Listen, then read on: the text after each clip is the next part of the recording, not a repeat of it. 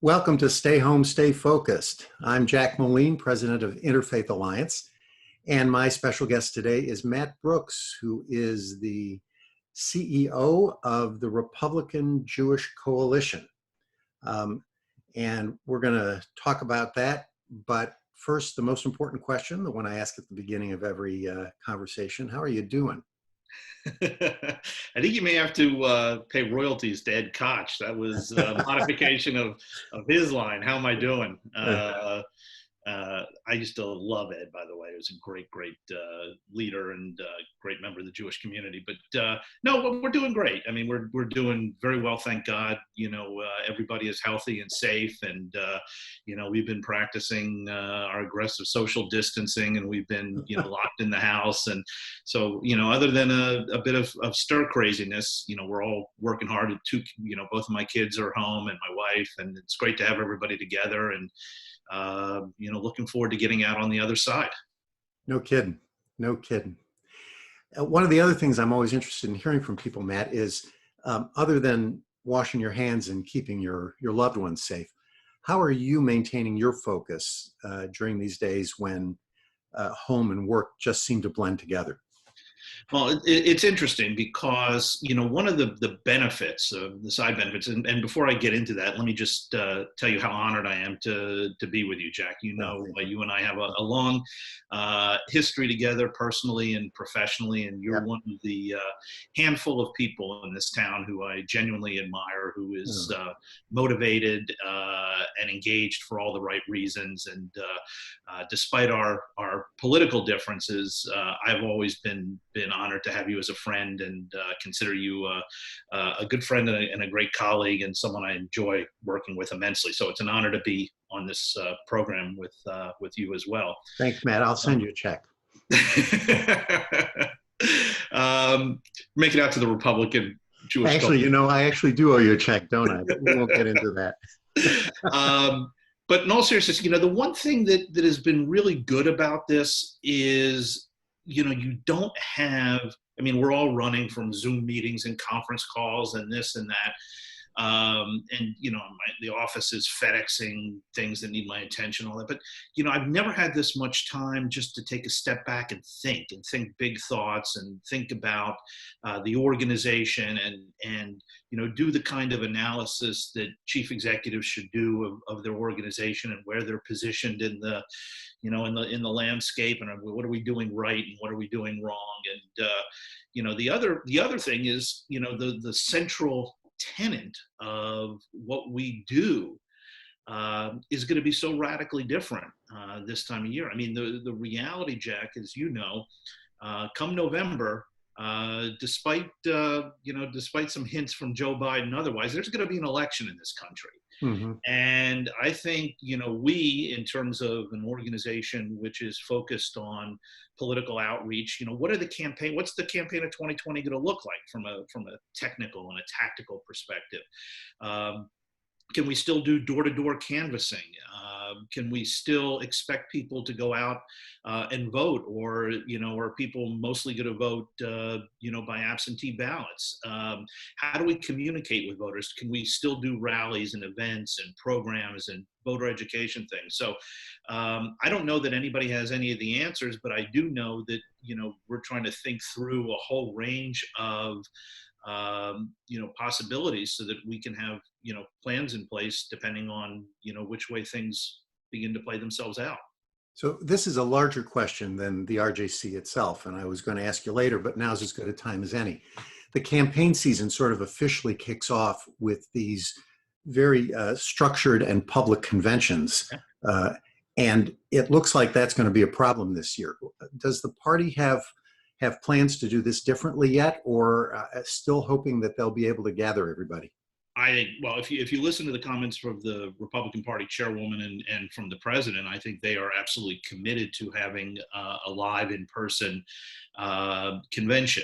We're facing a similar question, and we're actually interested in seeing how, the party wrestles with this, because, literally, we were scheduled on March 13th Right. to have our conference in Las Vegas. The And the president president was going to speak, right? president was flying out to participate. We had, countless governors, senators, congressmen. We had the Secretary of State coming out. I mean, it was just an incredible program of speakers. And up until the last minute when this was all unfolding in real time, we ended up canceling the event on Wednesday night before the program was supposed to start on Thursday, in consultation with the White House when he made his national address on the pandemic. So, we want to get, and for obvious reasons, we want to get this rescheduled on the books. And, so we're looking at, the first couple of weeks of September before the high holidays. But, nobody knows. I don't know, Right. People I talk to, are people going to want to fly to Las Vegas and be in a room with thousands of people Right. to listen to political speeches? It's such a known unknown. And in some ways it's paralyzing because you can't really make any decisions. You just jump off into the abyss without knowing what's below you. You hope for the best and you plan for the worst. That's all you can Exactly. do. Matt, tell us what the Republican Jewish Coalition is. I mean, those words make sense individually and they make sense together, but the concept may not be clear to everybody who's watching and listening.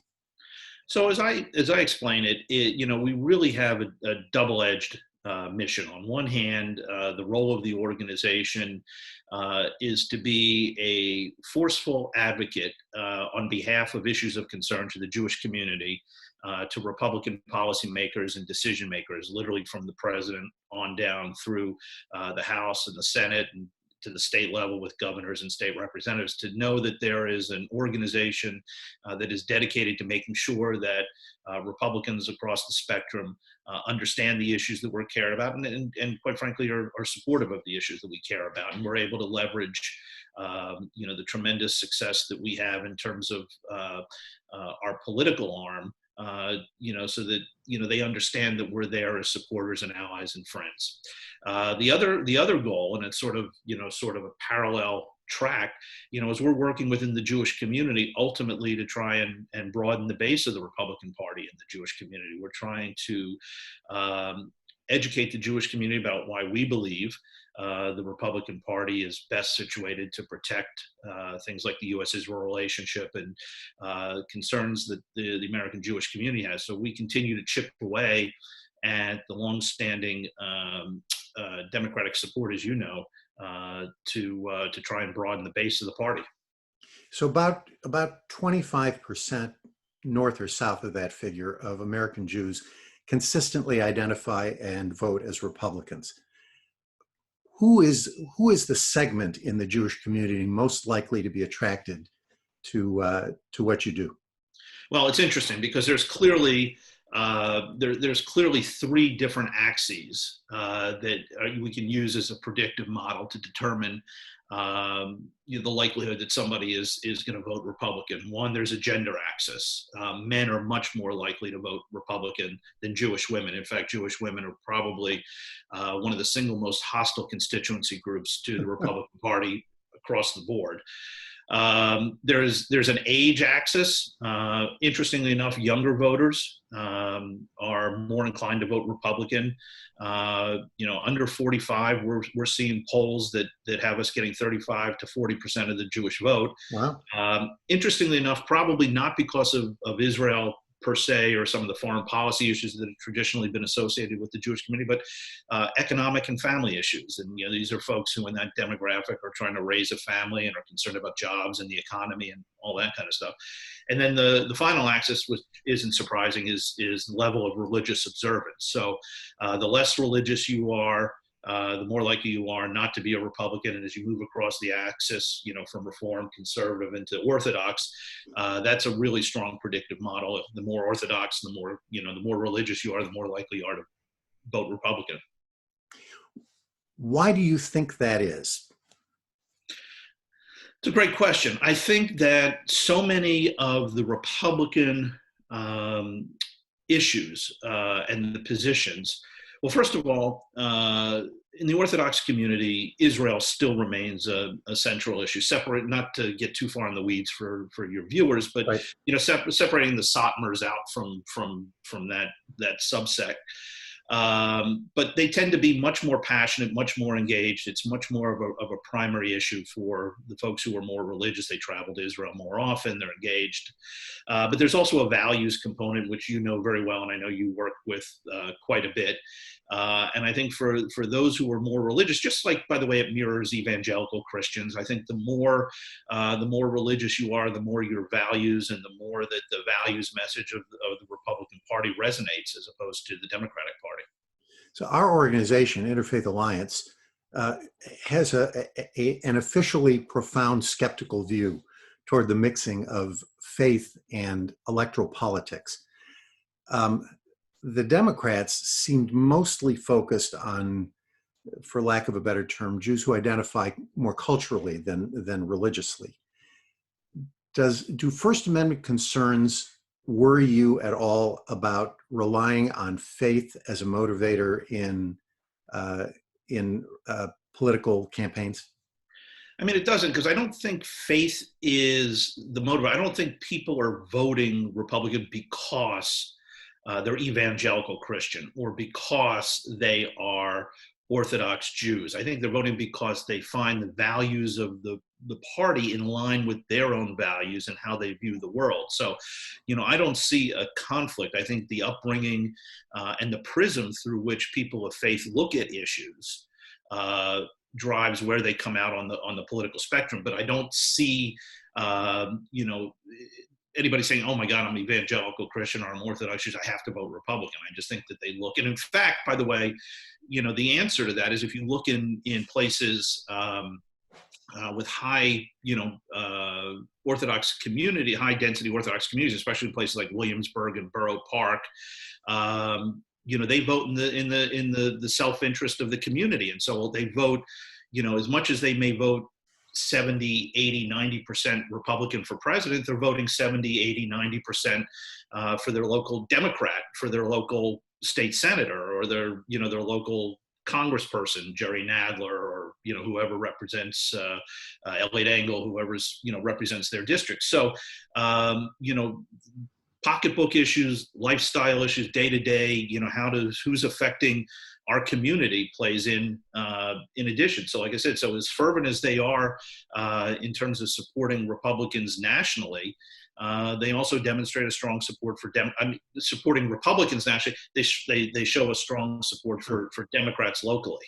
Yeah, those are important distinctions that you make, because especially when it comes to the Jewish community, whether Jewish means a cultural association, a peoplehood, a faith tradition, and what kind of faith tradition, those things all get sort of jumbled together, including in the minds of Jews, let alone people who are not familiar with the diversity of approaches to that you find among members of the Jewish community. Yeah. So having talked about this a little bit, Matt, I want to say something I think is true, because we've known each other for 30 years, is that right? When did you come to RJC? March 8th, 1988. Wow.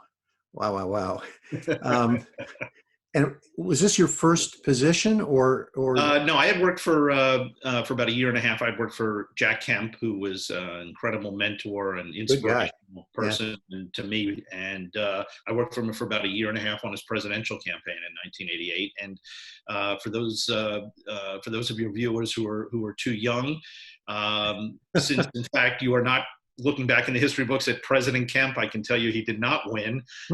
So that was the great catalyst. It just worked out perfectly that I got a call to interview for the political director spot at the Republican Jewish Coalition. And it's been, people, wonder how you can do the same thing for 30 plus years. And for me, it's the perfect job. It's the intersection of two of my great passions, which is working on behalf of the Jewish people and my own passion for the Republican Party and trying to make our party stronger and more inclusive and more successful. So it's the perfect intersection of the corner of Republican and Jewish. So you've led directly into my next question. You mentioned Jack Kemp. You and I are old enough to remember President Reagan, President Clinton, the two President Bushes, President Obama, and how their leadership helped to define the party. We also remember Jack Kemp, Walter Mondale, Bob Dole, John Kerry, Mitt Romney, John who did McCain. not define their party because they did not win the election. But being a Republican means something independent of whoever sits at the head of the party at a particular moment. And so what does it mean to be a Republican, not considering the political exigencies of any particular administration? So I think it means supporting individual rights over state-based or governmental-based solutions. Number one, I think that unleashing By state, you mean the federal government, not federal the government, individual states. the state, the man writ Right. large. The man. There's another indication of how old we are, but go ahead.